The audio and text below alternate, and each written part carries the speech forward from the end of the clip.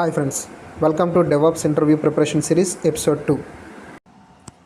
Previous వీడియోలో మనం source కోడ్ని గిట్హబ్ ఆర్ గిట్ ల్యాబ్లో పుష్ చేయడం వరకు చూసాం. నా వన్స్ కోడ్ పుష్ అయ్యాక బిల్డ్ పైప్లైన్ ఆటోమేటిక్గా స్టార్ట్ అవుతుంది. అందులో step 1 compile.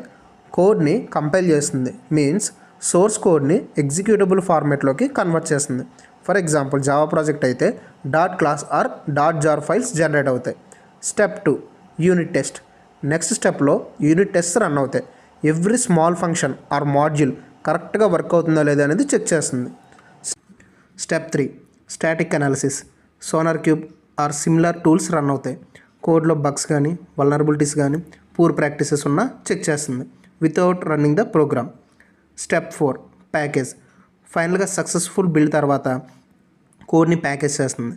Like dot jar, dot war or dot zip ఫైల్స్ని జనరేట్ చేస్తుంది. అవి డిప్లాయ్ చేయడానికి మనకి రెడీగా ఉంటాయి. సో ఇప్పుడు మనం సోర్స్ కోడ్ని పుష్ నుండి బిల్డ్ రెడీ స్టేజ్ వరకు ప్రాసెస్ కంప్లీట్ చేసాం. నెక్స్ట్ వీడియోలో డిప్లాయ్మెంట్ చూద్దాం.